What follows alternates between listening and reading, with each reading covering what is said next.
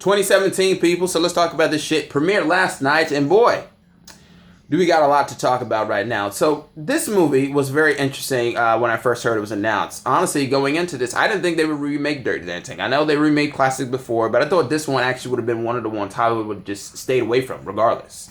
Obviously, they made the very shitty Havana Nights. Whether you like it or not, that's on you. But a lot of people just say Dirty Dancing, that's the one right there. That's a classic. Don't touch that shit.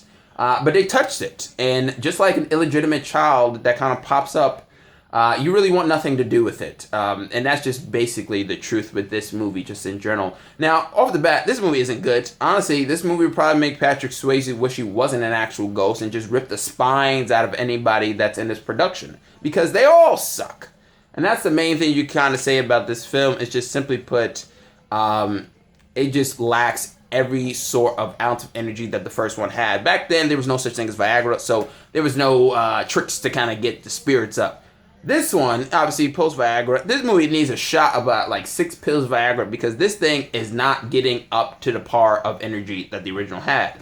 Like I said, I'm not a gigantic fan of the original per se. I don't pray to it on Sundays, but I do like it on an occasion.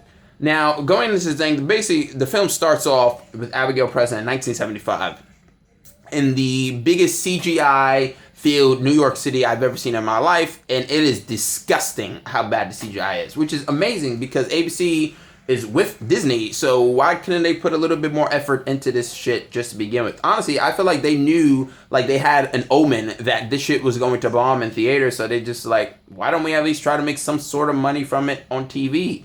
It's less of a failure, that way at least. But no, regardless, it's still a pretty big failure. But like I said, she goes into this thing. We see Dirty Dancing, the musical, which kind of confused me. I haven't seen the original in a while, but I'm pretty sure there was no musical about, I think, her life. And she talks about, hey, the songs bring you back, whatever. Then we start to where we pretty much began.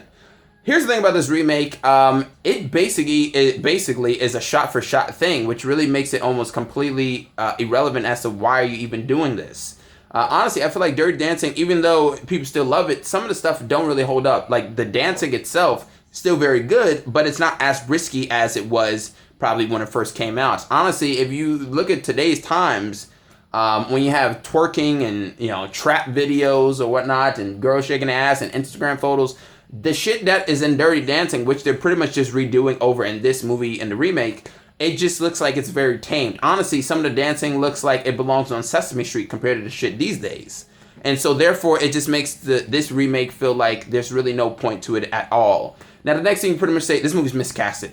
I mean, it is so badly miscasted, and it honestly kind of pissed me off. Like, while watching this, even though, as I said, I don't love the movie per se, I felt like I was the disgruntled old guy that just couldn't let go of the past.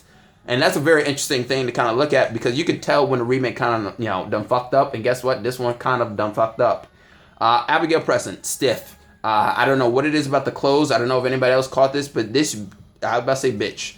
You know, whatever. This bitch looked like she was like really heavy. I don't know what it was, but it looked like she put on the summer of 63 pounds. And she looked at actually quite, you know, heavy. Don't get me wrong, I like a thicker Abigail Breslin, but it looked like there was a couple of times where the clothing just did not really match with her. The performances themselves aren't really that great. Bruce Greenwood, I think, does decent. Some people sing, some people don't. They're not really that great. Deborah Messing really done mess with her fucking face. And boy, does her face look weird. Around the mouth area, it just looked very strange. Like it was swollen. Plastic surgery at its worst. On top of Sarah Hyland basically playing the chick from Modern Family. Literally. It's just like a tweaked version of it. If you caught the references, or not references, but like the similarities, awesome. Who else is in it? Nicole Scherzinger, I think she actually did probably one of the better jobs here, and she's not even really an actress per se, but she actually does a decent job with the dancing herself also. In that scene where she's wearing those red pants, that wasn't too bad, just to begin with. But on top of Johnny. Johnny. Look, if anybody's worried about Patrick Swayze or Jennifer Grey pretty much being replaced, don't. One, Jennifer Grey pretty much was already replaced the moment she got rid of her nose. And Patrick Swayze, well, he has nothing really to worry about because this dude has no presence or charisma on screen at all. Just to begin with, this dude has simply put murder face. There's one part in the movie where he literally takes Baby to the forest, and I was literally like, this dude's about to murder her. This is going to be a completely different Dirty Dancing because he simply put looked like he has murder face just like written all over him. If anybody watches Arrow, he looks like Adrian Chase. And that's not a good thing because it's supposed to be this magnetic guy. And it looked like they tried hard to make this dude look like he's a reject from Jersey Boys.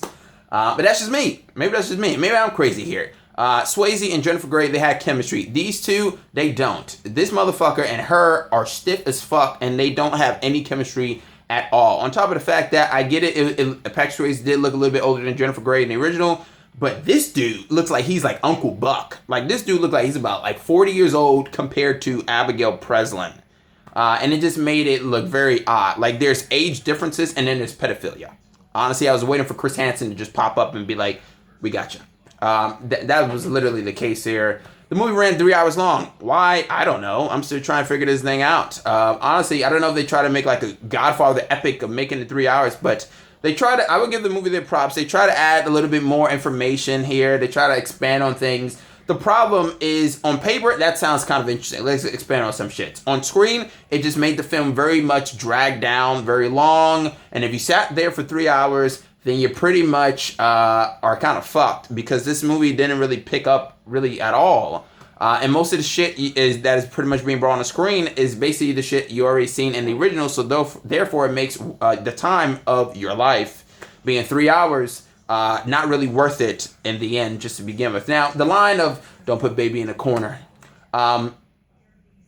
actually, not "don't put baby in the corner." Nobody puts baby in the corner. Honestly, I think I probably just delivered that line, even though I fucked it up, a lot more better than the jackass that actually delivers the line. Honestly, his acting sucks. When he said that line, I literally was going to say to myself, you know what? Forget baby. Keep your ass in the corner, because you can't act full shit. That was literally the case here. Now, I think this dude honestly got hired because of a few reasons. And it wasn't acting. I think it was because of his abs. Because they really wanted to pinpoint that, on top of the fact that I guess he is an actual dancer. And that's basically it.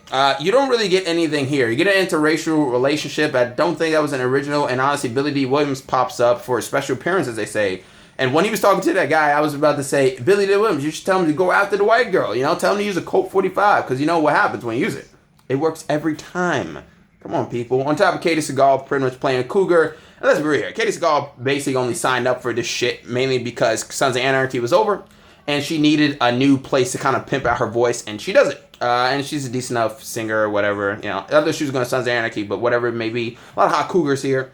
But that's really it. You don't really get anything. The dancing, the montage, it's just not there. There's no chemistry between the two leads. So therefore, it makes the film just feel a little bit flat. And making it 3 hours just makes it even more pain-inducing than it is. But like I said, I thought Nicole actually did a decent enough job compared to everybody else. The clothing on Abigail Breslin did not look that well. They captured some of the moments. Some of them are decent enough. It's not a terrible movie. Actually, no, fuck it. It is terrible. I'm not going to be nice here. I would say this. When he picks her up in the water, right? You know, when he says it's about trust. I literally was just like, damn. Because people were making fat jokes. I was just like, Orca! Orca! When they fell over. Obviously, it was supposed to happen, but it just felt like it was a bit more of a joke just to begin with. But overall, did you miss anything? No, you missed nothing. You got a very bland remake that pretty much just did the exact same shit as the original. They expanded on some things, but some of this shit that they expanded on is not really interesting at all. But that's just my thought. If you want to see Johnny, a.k.a. Murderface, and Abigail Breslin be stiff as fuck. By the way, she can't dance. They worked months on this thing. It's not good. The choreographer of Hamilton, is it the main choreographer, or is the choreographer's assistant of Hamilton? Because honestly, the dancing was fine. I thought, you know, it was okay. I just thought the acting was really the main part that should have been the best, even more than the dancing. And unfortunately, it wasn't there, nor was the chemistry. So therefore, it's just like, well, what's the point of dirty dancing? What's the point? Either way, it's not the worst thing in the world, but then again, you can always do another thing, and that's just watch something more terrible, which is probably anything with Amy Schumer, I guess. But it is what it is. Comment, subscribe, and like. I'm Chris Smith. Share the video if you can. That was a fuck up, but I'm still going to continue on anyway. Share this video if you can. I'm Chris Smith, and I'm signing out.